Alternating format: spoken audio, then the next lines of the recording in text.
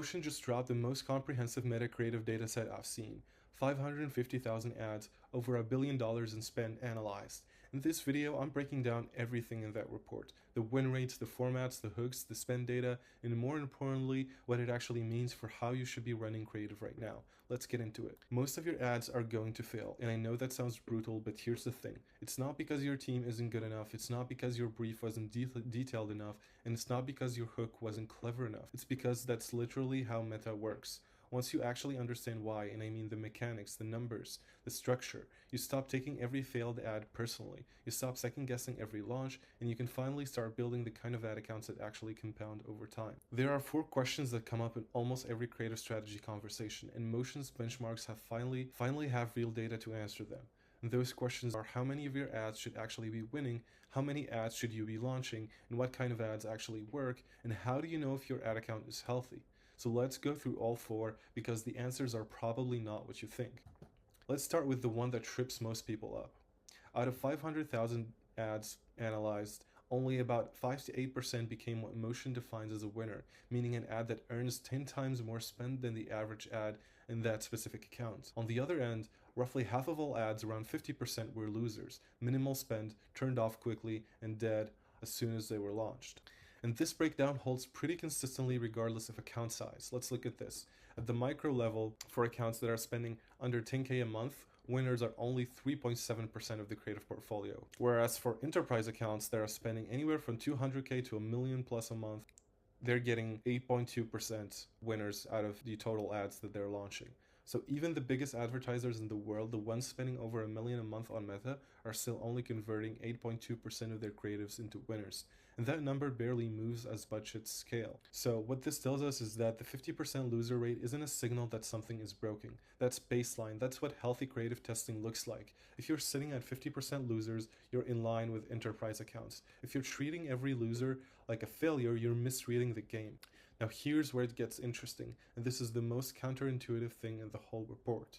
Motion shows this really clearly with 2 hypothetical accounts. Account A has 5 launches and 1 winner with a hit rate of 20%. Account B has 50 launches and 5 winners with a hit rate of 10%. Account A looks better on paper, better hit rate, more efficient, but account B has 5 winners. 5 creatives that are actually scaling, whereas account A has only 1, which means is that account B is the one with the real business that's actually running. This is why hit rate can be a trap. If you're only launching ads you feel safe about, your hit rate looks great, but your ceiling is capped because you're doing almost no discovery. You're optimizing for not losing instead of optimizing for finding winners. Now, if 5 to 8% win rate is the ceiling, the obvious question is, how do you get more winners? And the answer the data keeps pointing to is embarrassingly simple. You need to ship more ads. Let's look at the numbers. Motion broke this down by spend tier, comparing average accounts to the top 25% of performers. And it's clearly showing a huge gap between the top performers and the average performers. At the medium spend level, the average account is shipping 6 to 7 creatives a week, whereas the top 25% of medium-sized accounts are shipping almost 16. That's more than double. Enterprise average is 18.85 per week, which is around 18 to 20 ads a week. Top 25% is 54 to 55 ads per week. That's nearly 3 times more creative output from the same budget tier. So as volume goes up, hit rate goes up. These teams aren't smarter. They're not finding some magic formula or loophole that average accounts can't access. They've just built a production machine that can keep outputting new creative without stalling. And if you translate that into winners per month, the gap becomes obvious. If you're at the small tier shipping 4 ads a week, you're finding roughly 1 winner every 4 months, whereas the top 25% of small accounts are finding 1 every 2 months just from doubling their volume. And this varies by vertical too. Health and wellness enterprise accounts are shipping 46 creatives per week on average. Fitness and sports enterprise are shipping around 33 to 34 creatives a week, even at the small tier. Health and wellness accounts are doing 5 to 6 creatives a week, above the cross-vertical average.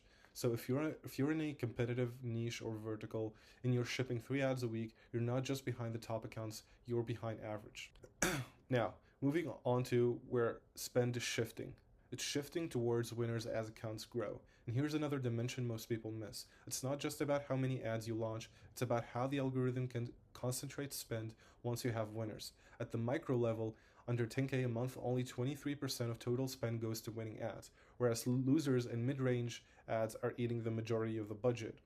But as accounts scale, more of the budget goes towards winners. As we can see here, for enterprise accounts spending $1 million plus a month, 63.7% of total spend is going towards winners. For large accounts that are spending anywhere from $200K a month to $1 million a month, 56.5% of spend is going towards winners. And that percentage of spend allocated towards winners keeps going down. Spend tier of the account goes down, up until 34.6% of spend to winners for small accounts, spending anywhere from 10 to 50K a month on ads. Okay, so we know how many ads to launch now. Now let's talk about what to actually make. And I want to be upfront here, there is no universally winning format. Context matters, your category matters, your niche matters, your offer matters, your ideal client avatar matters, but there are clear patterns in the data. So let's start with asset type. We have at the top text-only static image ads, followed by product image with text and lifestyle product image, followed by UGC, and then in the fifth we have high production ads. Text-only ads have the highest hit rate so far, followed by product image with text at 8.75%. But hit rate alone doesn't tell the full story. Let's look at the spend ratio. This metric tells us whether a format is punching above or below its weight. Anything above 1 means it gets more spend than its share of creatives, which it would suggest. Below 1 means it's overused relative to what it delivers. Text-only ads have a spend ratio of 1.97. They make up 2.57% of all creatives, but capture 5% of spend. They are massively underproduced relative to how well they perform. Whereas high production, 0.79 spend use ratio. It's consuming 6 to 7% of the creative portfolio and only converting to around 5% of spend. And brands are making way too much of it relative to what it returns. So this tells you what to double down on. And this is the core format insight. Simple, fast to make ads consistently and expectations relative to their production cost. Not because they're better looking, not because they're more branded, not because they're more fancy, but because they let you test more angles and more avatars and more hooks faster, and speed is the performance advantage. If your team is waiting on a final video edit every time you want to launch something, you're literally paying for that wait in testing volume. Now, let's look at visual format, which is different from asset type. This is more about the creative execution style. As we can see here, the top performers by hit rate are video ads, followed by offer first banners, followed by behind the scenes ads, founder ads, POV ads, demo ads, and then grid swap ads. Now, in terms of visual formats that are performing better in terms of use ratio, we have celebrity. Celebrity ads are not as common. We have letter, static image ads. We have unconventional text placement ads, post-it notes ads, offer first banner ads, and unboxing ads. And letter format ads is literally an ad that looks like a handwritten or typed letter, has a spend use of ratio of 1.97, and it's almost 2 times as efficient as its production volume suggests. And it's probably one of the easiest formats to produce. You can choose any template on Canva and add the text on top, and boom, you have a letter ad format. Now, one important caveat is that format performance is category specific. For health and wellness specifically, the top hit rate format looks different. For health and wellness, reaction videos are converting at the top 11%, followed by unboxing videos at around 10 to 11%, followed by celebrity and founder videos at 10%. And in terms of spend use ratio, social static image ads have a 4.0 use ratios, letters have a 3.4 spend use ratio, celebrity are at 1.9, and case studies are in testimonials and reviews are at 1.6. And the principle again here is that there's no universal answer. A stitch video might be the top performer in health and wellness and barely appear in fashion or food. Always look at your verticals data and what's working for other competitors before deciding on what to test and what to double down on. Now, let's talk about hooks, because this is where most people spend the most time debating and the data is very illuminating. The top performing hooks are always talking about something newness, and they're converting at around 11.37%. Sale announcement hooks are converting at 11.35%. And what we mean by newness hooks here is something like this new formula just dropped, introducing the new formula, something along those lines. And these hooks have the highest hit rate at 11.37% compared to other hooks, whereas sales and announcements and price anchors are converting anywhere from 11 to 10%. And the top of this list is dominated by offer-based and urgency hooks. Things like newness, sale, price anchor, urgency, FOMO. What this tells you is that on Meta, directness still converts. People respond to clear value signals. This is very important. People still respond to clear value signals. The more creative hooks like curiosity are converting around 7%, whereas storytelling at around 6%. And these are on the lower end of the hit rate compared to other hooks. And that doesn't mean they're bad. Absolutely not. You have to test and find out what works best for you. It means they're harder to execute consistently to get to work consistently every time. Whereas for other categories of hooks, you can get them to work consistently more often. But of course, if you keep doubling down on that hook category without varying on other hook formats and visuals and hook messaging, that's gonna run out very quickly and gonna burn out your ad account in your creatives, and they won't work as well for your account in the long term. But again, hit rate alone can be misleading. Let's look at spend ratio for hook tactics. So for giveaways, the spend use ratio is at around 2.29. For price anchors, it's about 2.00. For announcements, it's around 1.57. For offer only, urgency, and curiosity, it's ranging between 1.4 and 1.3. Curiosity has a 1.29 spend use ratio with only a 7.77% hit rate, meaning when curiosity hooks work, the algorithm doubles down hard. The ads that win with curiosity hooks get disproportionate spend, whereas giveaway 2.29 is the outlier. Tiny sample size, but when giveaway hooks win, they really win and they crush it. And here's what Emotion explicitly says about this. Hook performance depends heavily on context. What works for skincare brand running a sale might completely fall out flat for a B2B software tool. The data is directional, not prescriptive. Use these numbers to inform your bank of angles, not to write the same 5 hooks every week. Next up, this is the section most people skip, and it's probably the most important. Most brands judge their ad account the wrong way. They look at how many ads are performing and feel good or bad based on that. That's not the right frame. The right frame is my system healthy? And the healthiest ad accounts look like investment portfolios. Winners drive growth. They're the breakout positions that carry the account. Whereas mid-range ads keep performance stable. They're the bonds, not exciting, but they keep things running while you search for the next winner. They're like your stable investments, like your index funds. Losers are the cost of learning. They're the failed bets you had to make to find the winners. And if you try to eliminate losers entirely, you stop testing. And if you stop testing, you stop finding winners. And if that happens, your whole account stagnates. And remember, even enterprise accounts running $1 million plus a month and spend have 52% losers in their creative portfolio, and they're not trying to fix that number. They've accepted it as the baseline cost of operating in a system that works through testing and filtering. Now, what you should be actually tracking week to week, it's these 3 things. Number 1, creative velocity, how many creatives launched this week compared to your spend to your benchmark. You should be looking at how many creatives you've launched this week, last month, and next you can compare it to the spend to your benchmark of the different ad accounts of the different tiers that Motion mentions in their research report. Second thing is winner count, not hit rate percentage, but actual number of winners found this month. That's the output that matters. And third, spend concentration. What percentage of your spend is going to winning creatives? If it's under 30%, your account structure might be working against the algorithm's ability to consolidate. Okay, so you've seen the data. Now here are the concrete changes to make. The first fix is to replace your creative brief with a creative factory. Most brands write a new brief from scratch every time they want to launch an ad. That's the first bottleneck. The fix is to build a modular brief structure with 4 locked components. You have, for example, the core. You can change only one variable at a time, and you can fixate the rest of the variables.